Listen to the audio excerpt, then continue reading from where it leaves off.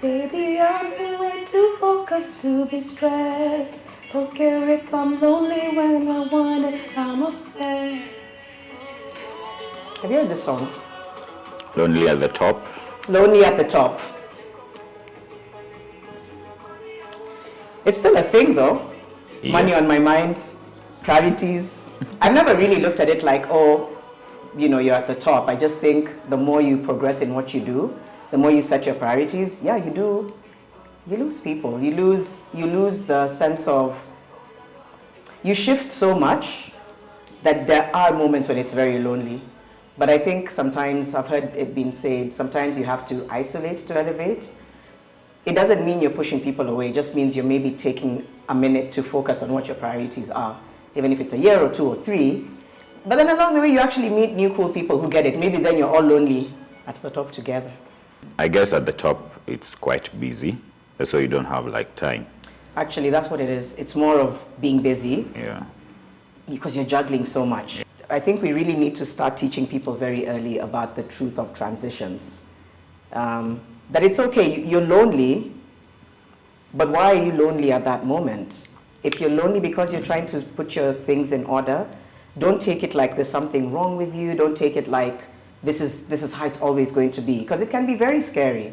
It can be really frightening for a moment if nobody has normalized the fact that sometimes you do need to be lonely or alone in order to get to the places you want to be. It doesn't mean you're always alone, doesn't mean you're always lonely. Maybe it means for that season you're more alone than you usually are, and you're working on your mental health, you're working on your new business project, you're traveling because you have engagements, you're raising your kids.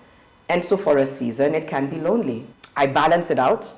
I make sure I'm still hanging out with people, you know, doing other things for me, but there are still moments that I'm lonely. I have another way of viewing it, which is as you grow, every moment is very brief. The moments are brief. The moments are brief. Yeah, so the lonely moments are brief, before or now?